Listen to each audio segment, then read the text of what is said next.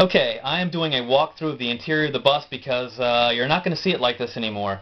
Hopefully this image is turning out because I'm actually using the overhead dome lights, which are still functional as everything is on the bus. You can see we've got this bench seat back here, which actually goes back into the engine via these hinges, so you can take out the bottom seats and you can lift up the hatch, and I'll get some photographs of that later so you can actually see that you can look into. There's parts of the engine that's accessed back there. We're going to remove almost every seat in here. We're going to pull all these out, and except for these side-facing units like this one here and the one on the other side, we're going to keep all the ones that face the center because we want to keep these poles. They are attached to those, so we want to get this vertical break in the bus that kind of breaks up the visualness of it. We like the poles.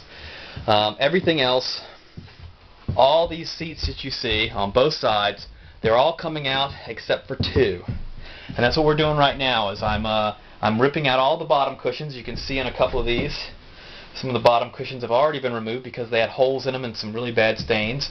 So we know we're not using those two because we're saving two seats, and we're going to take one from this side and move it onto this side so that it faces backwards. And we're going to keep one of these facing forward.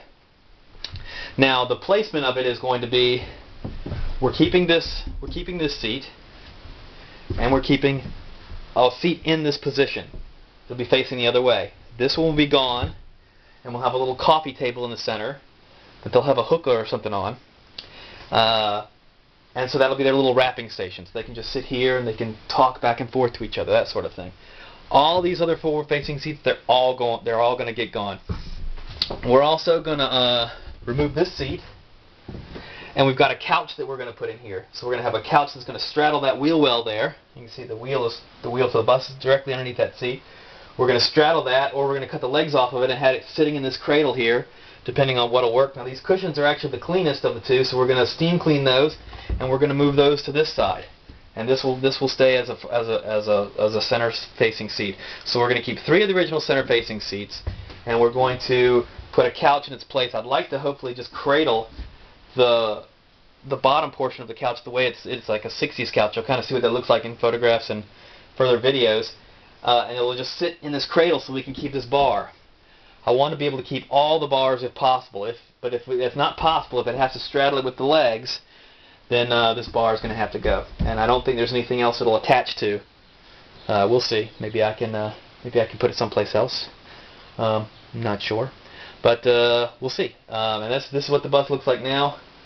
And as of today, I'm going to start ripping seats out, just taking as much as we can out, and we're going to preserve them so that Jerry can actually refurbish the bus at some point in the future if he wants to. And so this is the end of Interior Day 2, really. All right, talk to you soon.